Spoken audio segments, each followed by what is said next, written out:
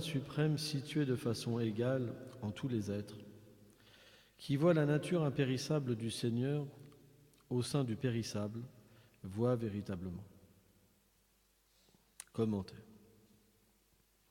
Selon Srila Vishvacharya Thakur, afin d'expliquer comment l'âme suprême, le Paramatma, est située dans tous les corps périssables, le Seigneur énonce ce verset.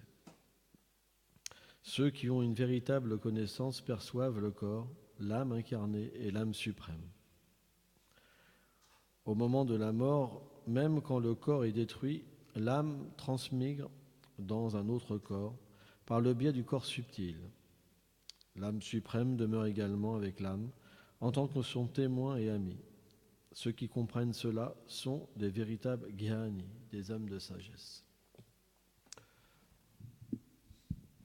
Oma Gyanati Mirandasya Gyanam Jalam Shalakaya Shakshurumiritam Jena Tasme Shigulave Nama Shvichetanyam Manobistam Stapitam Jena Bhutalim Swayam Lupakadamayam Dadati Swam Padam Tikam He Krishna Karuna Sindhu Dinabandhu Jagatpate Gopisha Gopika Kanta Radha Kanta Namostute Tapta Kanchana Golange Radhe Vrindavaneshvarim Brichavanu Devi Pranamami Hare Priyam Namo Mahavanyanya Krishna Prema Pridayate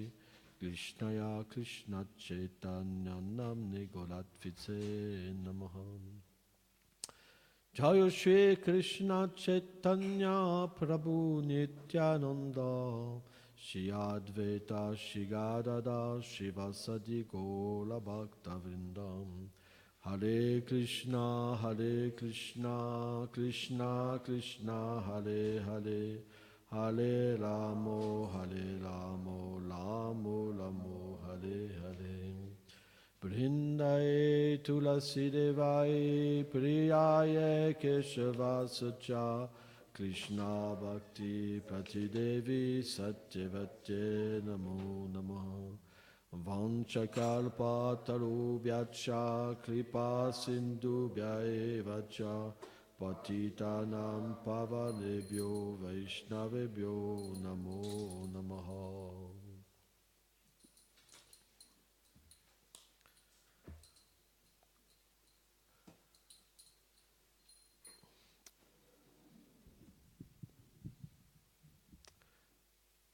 Pourquoi le Seigneur, dans ce verset, il parle de lui-même en tant que l'âme suprême? C'est un peu mystérieux et quelque part désorientant, déstabilisant. On doit comprendre, les Védas expliquent Ishvara Parama Krishna Satchitananda Vigraham Radhi Aditi Govinda Sarvakaram Karanam. Que celui qui est l'origine de tout, qui est la cause de toute chose, qui contrôle toute chose, a un nom, une forme, des qualités. Et naturellement, puisqu'on trouve notre source en lui, Om Purnamadam Purnamidam, on est aussi complet que lui. Et puisqu'il est le tout complet, une des principes du Seigneur suprême, bien que tout émane de lui, il ne perd rien. Il reste toujours aussi complet alors qu'il manifeste des choses complètes. Vous comprenez ce principe?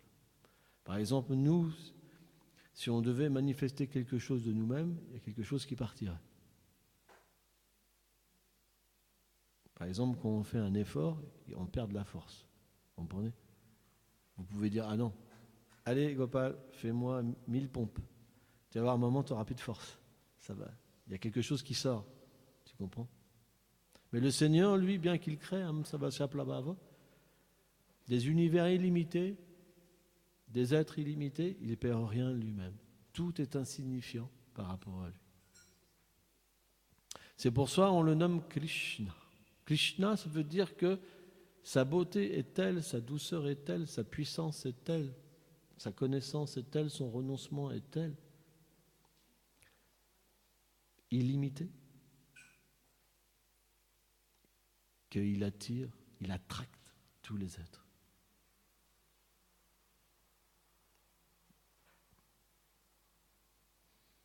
Donc, ce Seigneur suprême, les Védas expliquent qu'au-delà des univers matériels qu'il crée,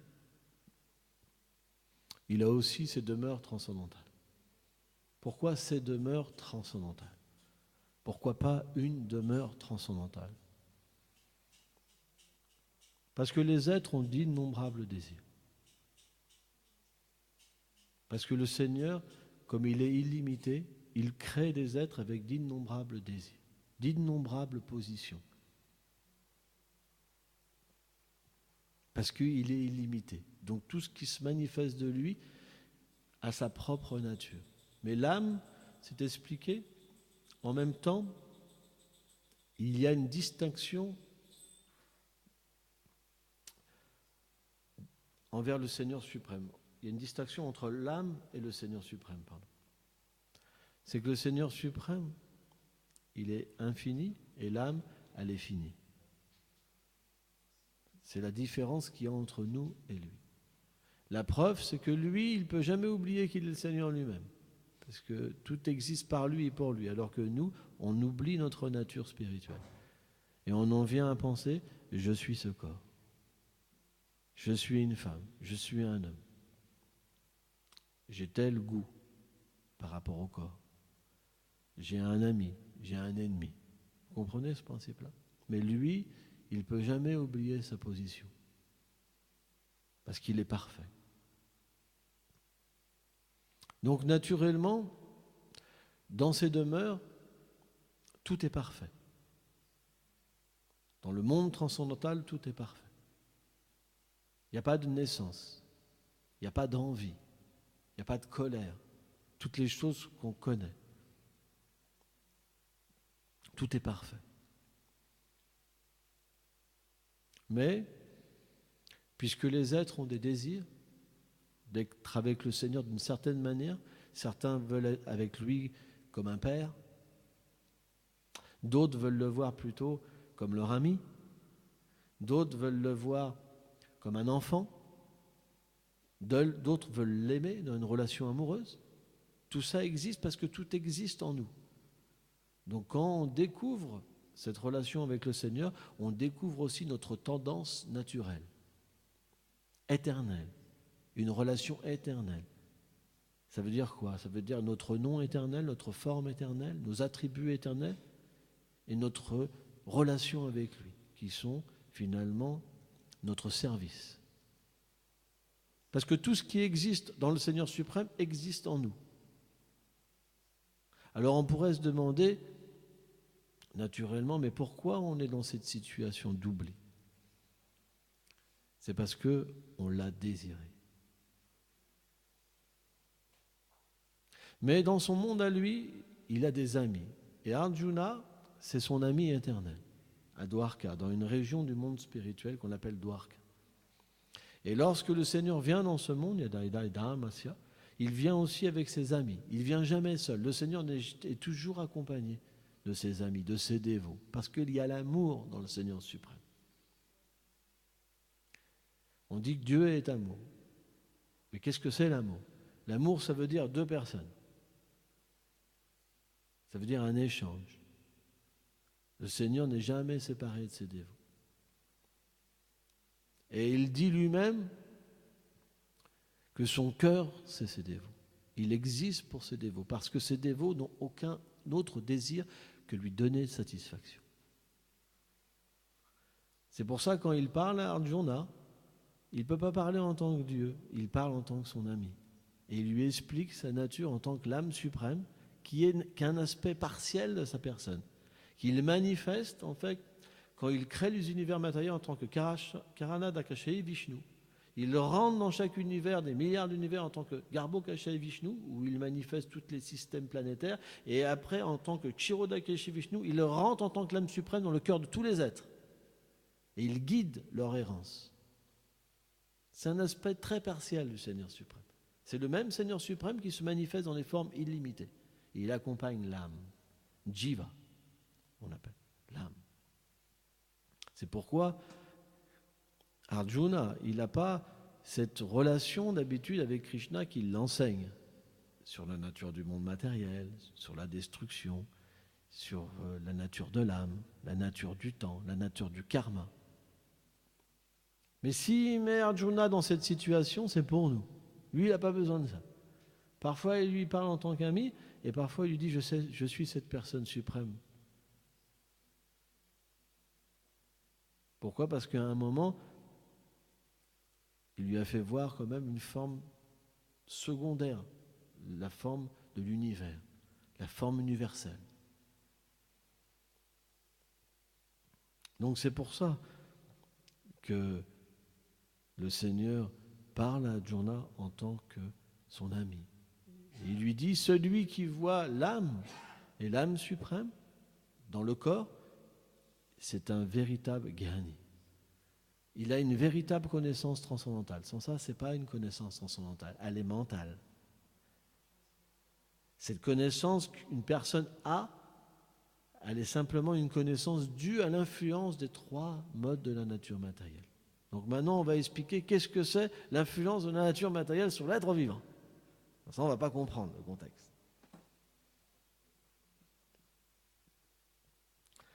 En fait, quand on désire avoir une expérience indépendante du Seigneur suprême, que d'être dans sa demeure, le Seigneur nous le permet.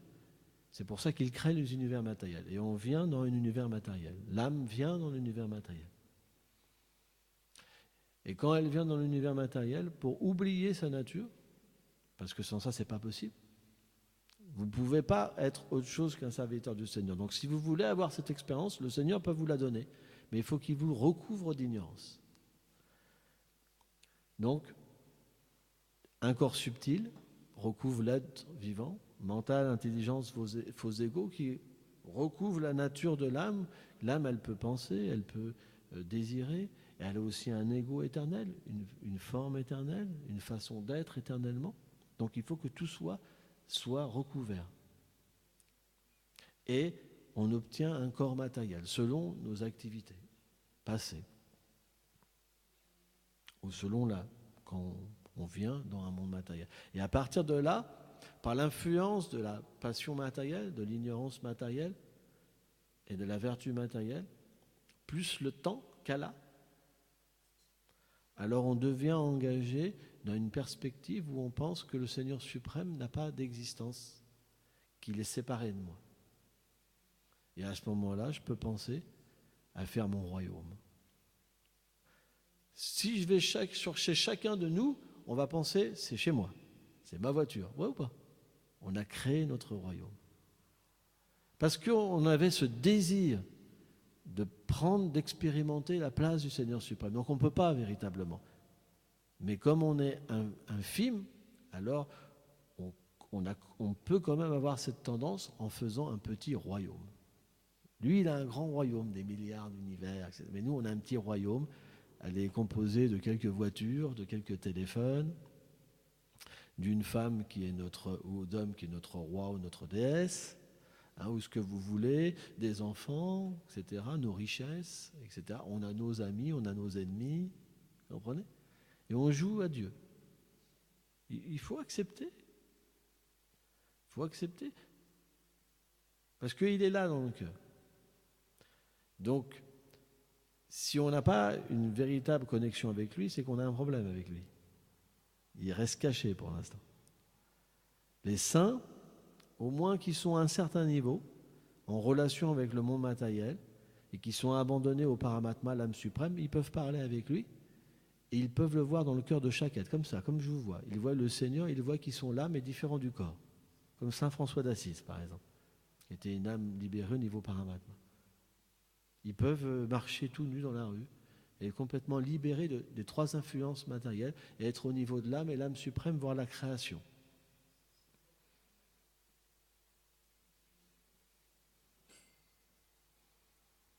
Donc ça, c'est la connaissance de Dieu à travers la création.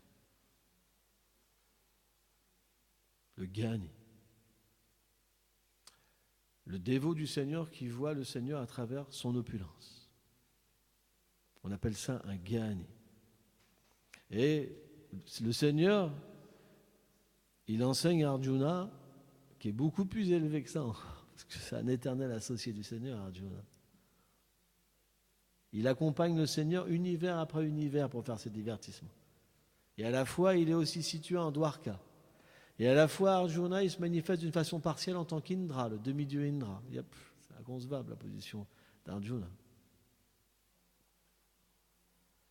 On dit qu'Arjuna, elle est la forme humaine du Seigneur suprême. Donc la position d'Arjuna est inconcevable.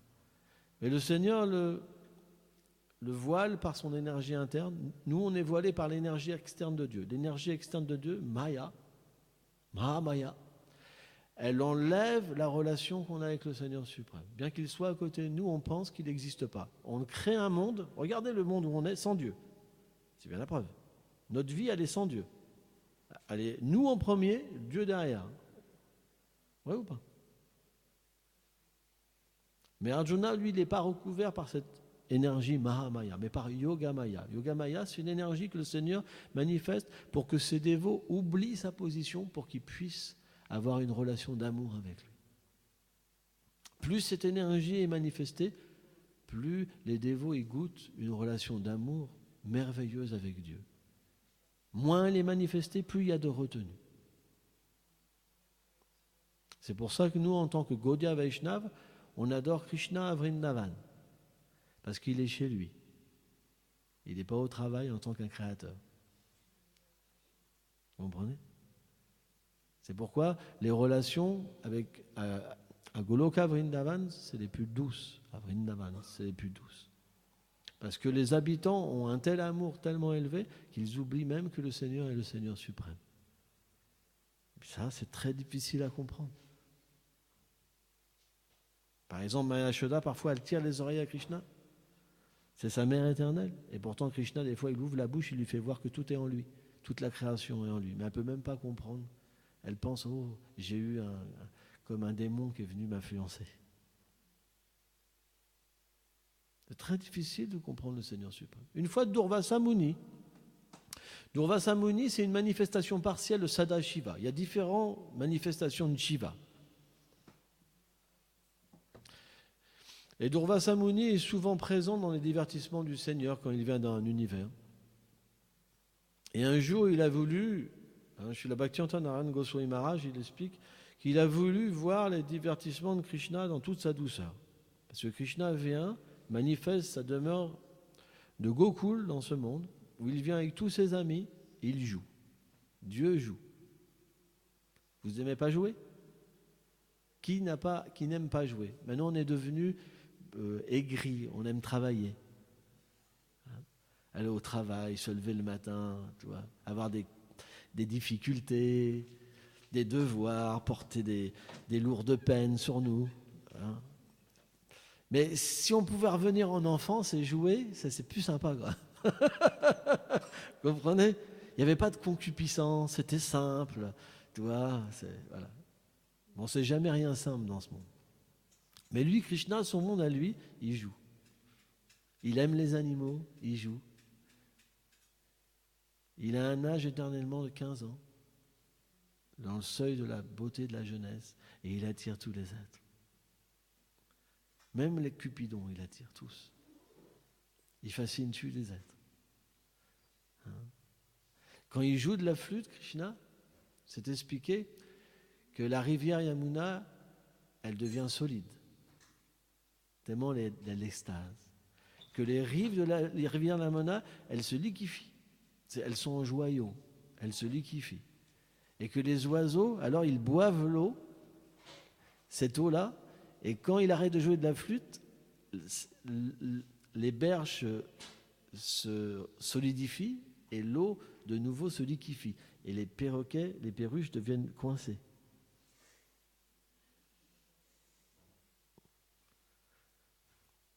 Quand Krishna joue de la flûte,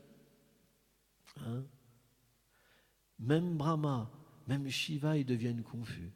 Brahma, Baba, tous les jours, il crée l'univers matériel. Une partie de l'univers matériel. Tous les jours, il crée. Vous ne pouvez pas vous imaginer les pouvoirs de Brahma. C'est inconcevable. Et Shiva, c'est inconcevable. Et quand ils entendent les notes de la flûte de Krishna, ils sont complètement confus. Ils ne peuvent même pas le comprendre, même une fraction de ce son. Parce que quand Krishna joue, c'est l'amour qu'il a pour ses dévots. Bon, on va arrêter de parler de Braj. Sans ça, je vais aller trop loin.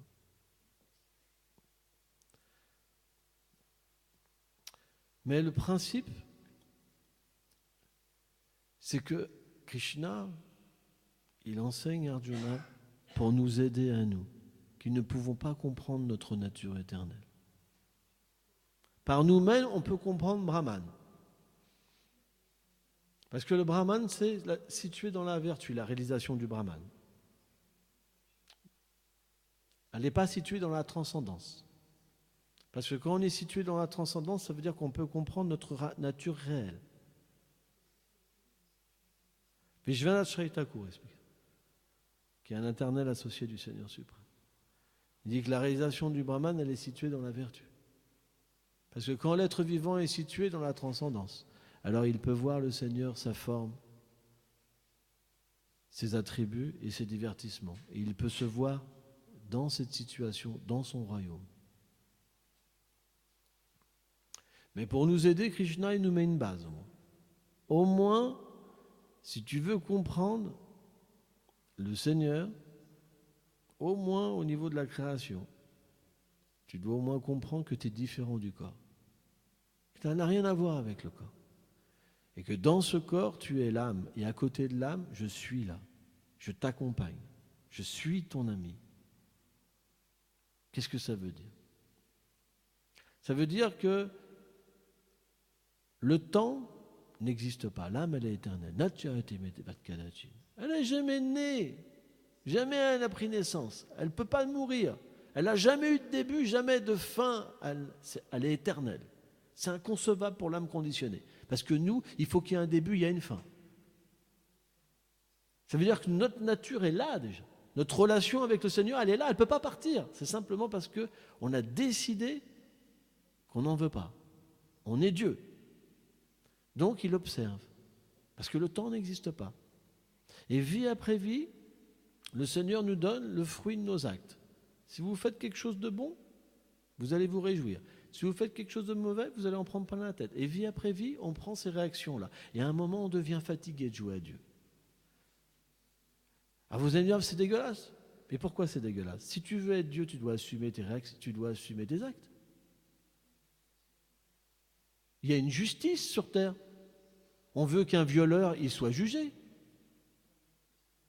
Moi, si vous avez un enfant qui se fait violer, vous voudrez que le violeur soit jugé, qu'il a une peine. Si vous êtes un homme pieux, vous pardonnerez, bien sûr, en comprenant que votre enfant, c'est dû à des activités passées qu'il a cette réaction. Mais si vous êtes encore plus pieux, vous comprendrez que l'âme, elle ne peut pas être touchée. Elle ne peut pas être mouillée. Elle ne peut pas être coupée. Elle ne peut pas tuer. Elle ne peut pas être tuée.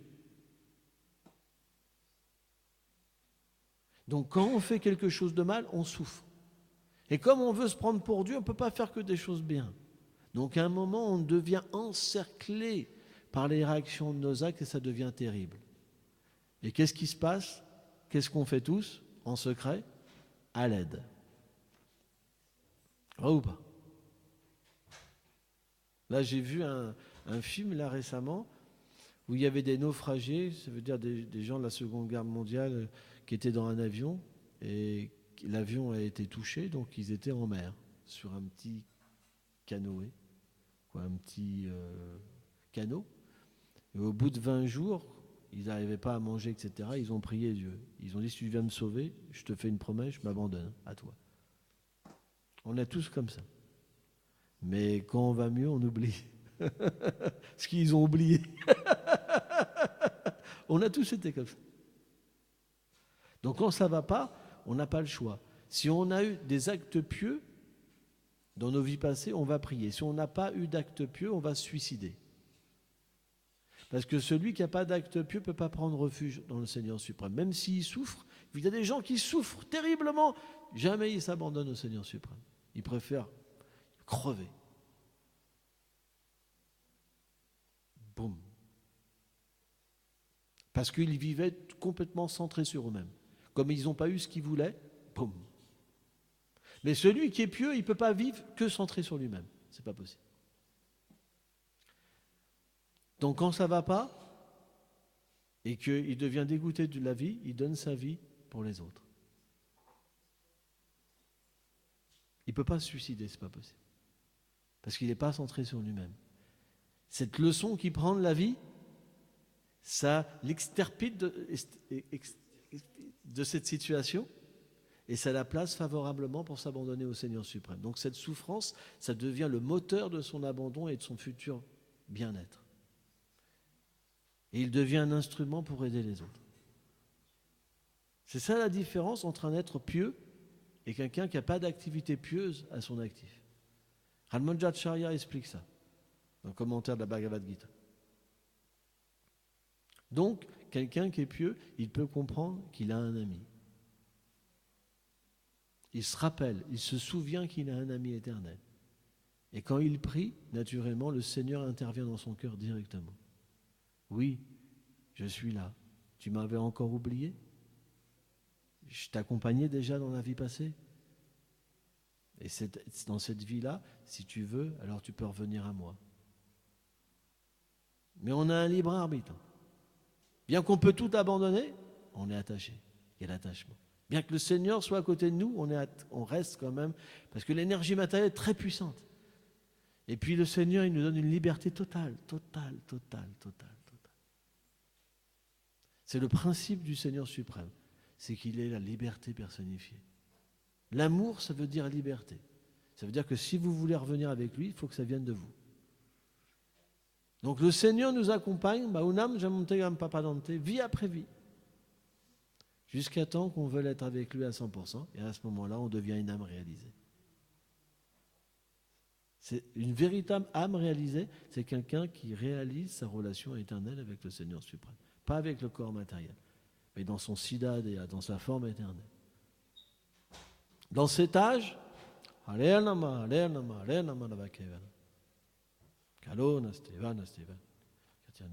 c'est possible en chantant le nom du Seigneur suprême.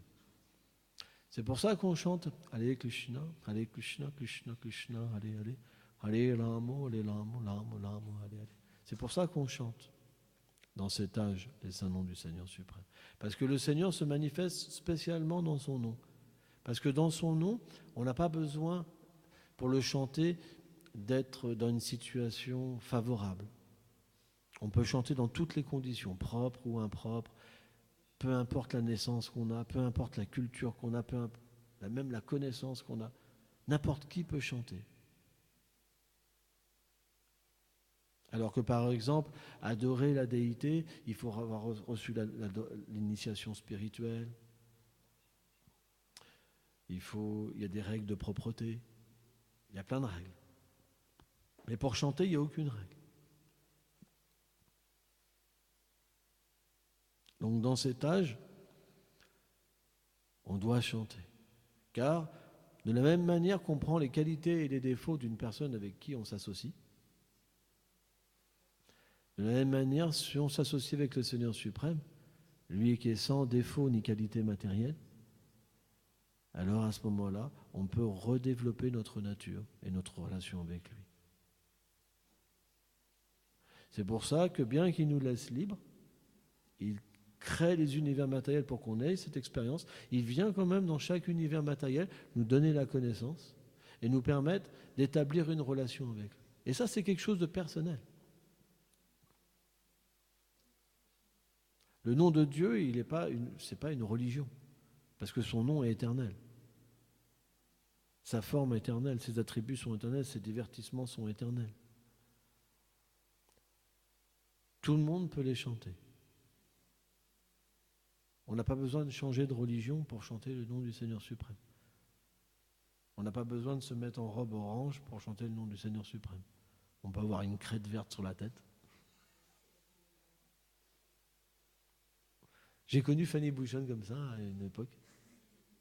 Il chantait Hare Krishna, mais il avait une crête sur la tête. Maintenant, il a une crâne de mort sur la tête. Donc, pour qu'on voie la crâne de mort, il n'y a plus de crête. Donc, vous comprenez? La religion éternelle, le Sanatana Dharma, c'est pas lié avec le corps. On n'est pas hindou, on n'est pas chrétien, on n'est pas bouddhiste. C'est au-delà. C'est très rare. Quelqu'un qui est situé dans cette position éternelle, c'est très, très, très rare.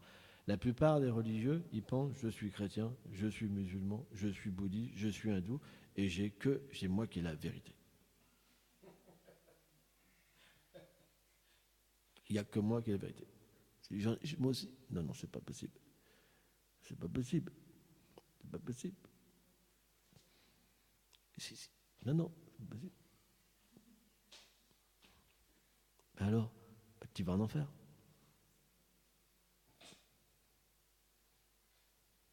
Vous comprenez? Tant qu'on est conditionné avec le corps et on pratique avec une conception corporelle, on ne peut pas voir un autre personnage avec une autre religion clairement. C'est pas possible.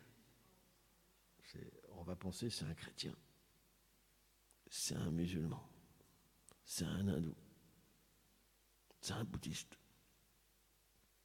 C'est comme ça. Vous allez aller dans un autre lieu de culte, vous dire c'est pas quand même il manque quelque chose là. Ils sont bizarres quand même. Ils ont des grosses barbes ou ceci, cela. C'est pas possible. C'est pour ça que Krishna il dit un vrai Gyani, c'est quelqu'un qui voit au-delà de l'enveloppe. La connaissance, elle ne peut pas être pure si on n'a pas réalisé qu'on est au-delà du corps, qu'on est au-delà de la religion. On ne peut pas être ensemble. Tous les religieux vont vous parler d'amour. Mais c'est leurs religions qui vont amener l'amour. Et les autres, ils doivent tous être détruits. Eh bien, c'est vrai, c'est la vérité. J'ai vu ça, je ne veux pas citer les Écritures, mais quand le Seigneur reviendra, il les tuera tous, sauf nous.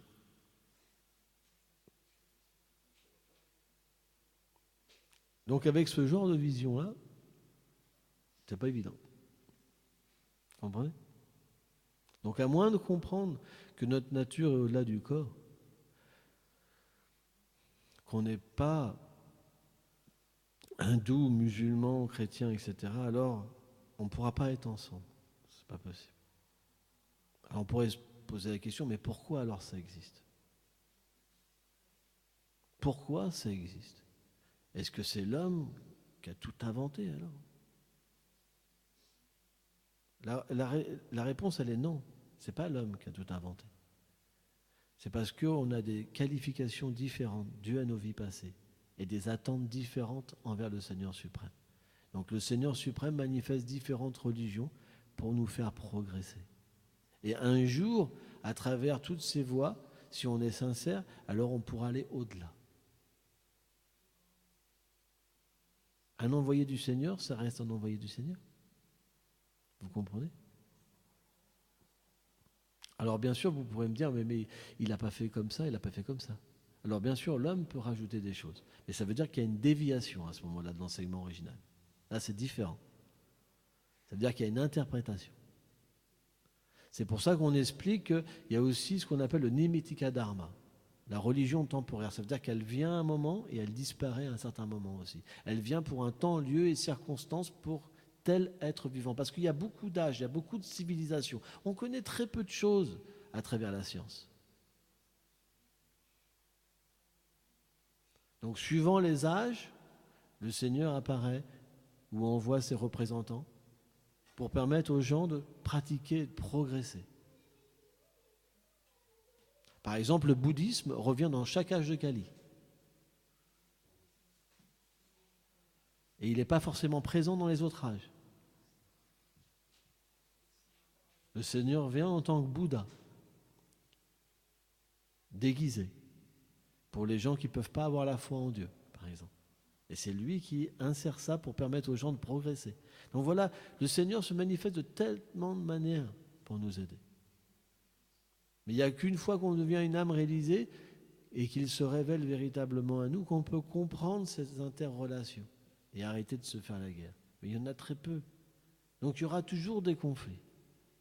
C'est la nature de ce monde. Ce monde, c'est un énorme conflit. Il est à l'intérieur de nous, il est à l'extérieur de nous. Il est partout, le conflit. Donc, on doit comprendre qu'on ne doit pas être utopique et créer un monde imaginaire. On doit accepter le monde tel qu'il est, avec la connaissance transcendantale, et agir parfaitement. Et le mieux, c'est d'aider chacun dans sa foi. On ne doit au moins pas être sectaire, si on veut progresser, aller vers l'âme. On ne doit pas dire à un bouddhiste, tu sais, tu ne devrais pas être bouddhiste. Ah bon? Bah non. Ou chrétien, tu ne devrais pas être chrétien. Tu ne devrais pas être musulman. Tu devrais progresser. Vous comprenez? Parce que moi, on me l'a dit, moi. Quand j'ai été dans d'autres églises ou d'autres mosquées, c'est ce qu'on m'a dit. On ne doit pas être comme ça. On doit aider chacun dans sa voie. Le Vaishnavisme, les grands Vaishnavas, ils sont dénués de sectarisme. Et qu'ils comprennent que, dû à des vies passées, quelqu'un, il a une aspiration. Et cette aspiration, elle ne doit pas être détruite, elle doit la nourrir. Je vais prendre un exemple. Il y a 3 voies qui sont prépondérantes dans l'univers matériel. La voie du karma, l'action intéressée, la voie du gyan, la voie de la libération impersonnelle et la voie de la dévotion. Les êtres qui veulent réaliser leur relation avec le Seigneur suprême. Chacun a des aspirations différentes. Une, ils veulent le bonheur, mais sans Dieu. L'autre, ils veulent le bonheur sans Dieu, mais de se fondre dans l'effulgence du Seigneur suprême. Et les autres, ils veulent rendre heureux le Seigneur suprême. Le premier, il veut le bonheur matériel. Le deuxième, il veut sortir de la souffrance matérielle. Et le troisième, il veut rendre Dieu heureux. C'est la nature de l'amour de Dieu. Si vous prenez le karmi qui cherche l'action matérielle, la récompense, aller au paradis, parce que les planètes édéniques, les Védas ils disent, c'est pas que le Seigneur suprême vit sur les planètes édéniques, c'est des royaumes édéniques où on peut avoir des jouissances matérielles qui sont inconcevables. Si un Gyani dit à un karmi, un Gyani qui pense ce monde matériel, c'est juste illusoire, le paradis, c'est juste temporaire. Si un Gyani dit à un karmi, il lui dit, mais ce que tu fais, ça sert à rien, parce que quand tu vas aller au paradis, la somme de tes activités pieuses, quand elles seront finies, tu devras revenir sur terre. Tu devrais plutôt vouloir te libérer de ce monde.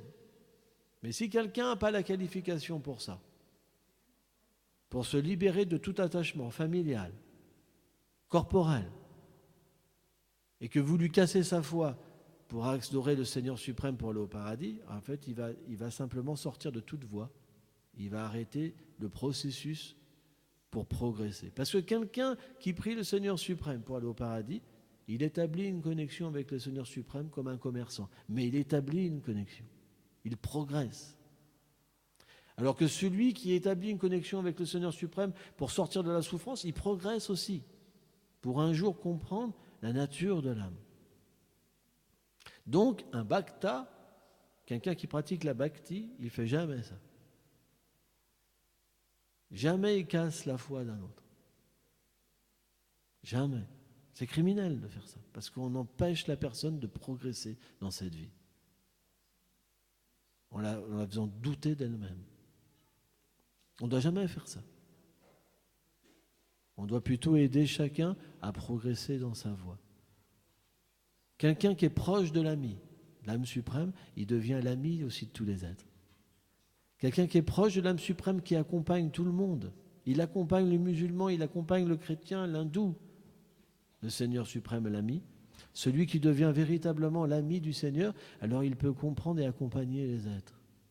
Il sort du sectarisme. Ce n'est pas possible autrement. Vous ne pouvez pas sortir du sectarisme par vous-même. C'est une fausse sortie, parce que vous jugerez ceux qui sont sectaires. Vous serez aussi sectaires qu'eux. Il y en a plein qui sont comme ça. Moi, je suis aucune religion. Ils sont sectaires. Ils sont tellement sectaires. Mais en fait, c'est la même chose. Sauf qu'il y a une apparence de liberté. C'est de l'hypocrisie, c'est tout. Pour attirer les gens à nous. C'est pas ça la réalisation transcendantale. C'est pas ça du tout. C'est que quand on rencontre le véritable ami et qu'il nous permet d'être sur un plan transcendantal avec lui dans sa demeure, qu'on peut devenir aussi l'ami de tous les êtres. Parce que cette connexion au niveau complètement pur fait qu'on va avoir l'intelligence pour comprendre chaque personne et aider chaque personne. À ce moment-là, le royaume de Dieu, quand on sera tous comme ça, il pourra venir. Mais ce n'est pas possible dans ce monde, vous comprenez? Il ne faut pas vivre dans un monde d'utopie. Donc les belles paroles, c'est bien. Oui, alors je peux dire, on va être tous ensemble, le royaume de Dieu va venir. Ce n'est pas si simple que ça. Vous savez, dans l'Inquisition, avant, vous savez ce qu'ils pensaient? Que dès qu'ils allaient tuer tous les mécréants, le royaume de Dieu pourrait venir. C'est pas cette manière. En fait, le royaume de Dieu, il est là. C'est simplement parce qu'on ne veut pas y aller. Il est là déjà, le Seigneur est là. Il peut révéler notre relation éternelle qu'on a avec lui, ses associés. Ça demeure inconcevable. C'est nous qui ne voulons pas. Ce monde matériel, il est fait pour les gens qui veulent justement pas être dans cette situation éternelle avec le Seigneur suprême. Donc si on pense qu'on est chrétien, musulman, hindou, tout ça, c'est simplement on a une conception corporelle de l'existence, on n'est pas qualifié encore.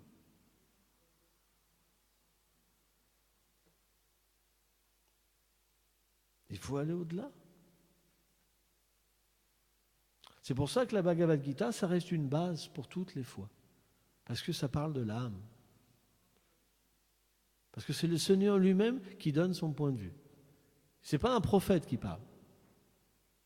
Le Seigneur, dans le 6e chant de Bhagavatam, il dit personne ne peut véritablement donner la religion, parce que personne n'est qualifié. Les sages ne peuvent pas comprendre le Seigneur suprême. Personne, il est illimité. Il n'y a que lui qui peut parler de lui-même. Donc quand il parle de lui-même, ce n'est pas un point sectaire, c'est parce que c'est pour nous expliquer qu'on est au-delà de toutes ces choses. On est l'âme. Ce n'est pas sectaire, c'est neutre. Et après, on en fait ce qu'on en veut. Vous comprenez? De l'enseignement du Seigneur suprême, on peut développer la haine, comme on peut développer l'amour, comme on peut développer la transcendance. L'amour relié avec le corps, il n'est pas transcendantal. Tant qu'on pense qu'on est ce corps, on ne peut pas comprendre le Seigneur suprême. On ne peut pas avoir le Seigneur suprême avec des sens matériels. En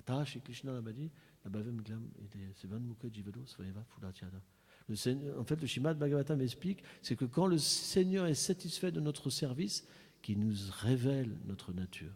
Et après, on peut le voir.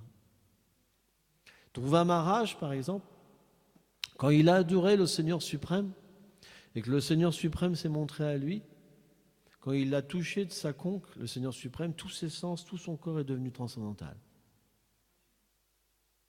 Et il a pu véritablement avoir une connaissance pure du Seigneur suprême. On ne peut pas, avec un mental matériel, avec toutes ces couches, comprendre la transcendance. C'est pourquoi, quand le Seigneur vient, il donne aussi un processus pour qu'on puisse purifier toutes ces couches. Tant que vous ne voyez pas le Seigneur dans votre cœur, ça veut dire qu'il y a encore des cacas. Ce n'est même pas le début. Le début, Gnani, c'est même pas pur dévot. Gnani, c'est quelqu'un qui a le cœur pur, il voit le Seigneur dans son cœur directement, il se voit différent du corps. Ça, c'est Gnani. C'est le début. Vous pouvez parler avec le Seigneur suprême sans que ce soit le mental qui mette une petite couche. Par exemple, si le Seigneur vous dit tu ne devrais pas faire ça, le mental va faire finalement. Il y a beaucoup de gens qui entendent parler de Dieu et ça fait des grosses sectes avec des finales. Ouh là là là là, ça fait du dégât. Il faut être à ce niveau-là, Gnani, pour pouvoir entendre le Seigneur directement. C'est le début. Et après, on devient un bhakta. Parce que le Seigneur va nous permettre de nous enseigner sur le rasa, les 12 sentiments d'amour, et nous révéler graduellement sa demeure transcendantale. Ah, ça fait mal, d'entendre. Mais est-ce qu'on veut être triché? Et de devenir un tricheur pour enseigner qu'on est parfait alors qu'on est juste plein de concupiscence et tout ça? C'est pour ça que quand le Seigneur donne son enseignement, c'est pas facile. Parce que la vérité, elle est tranchante. Elle nous sort de l'illusion, elle permet de nous abandonner, elle permet d'être véridique. Et pas de développer la haine au nom de la religion.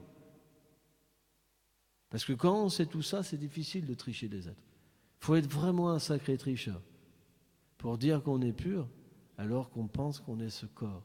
On est fier, on est plein de mensonges, de ceci, de cela, vous comprenez? Donc, la vérité, elle est importante pour qu'on puisse se purifier et devenir quelque chose d'authentique. L'authenticité, les gens aiment l'authenticité. Parce que quand c'est authentique, ça nous fait du bien. Ça nous libère de notre propre tricherie. Et ça nous permet de voir la vérité et d'avoir une discrimination. Mais discriminer, ça ne veut pas dire faire du mal. Mais ça veut dire de ne pas s'écarter du chemin et devenir de plus en plus connecté à l'ami éternel et devenir un ami pour tous les êtres vivants.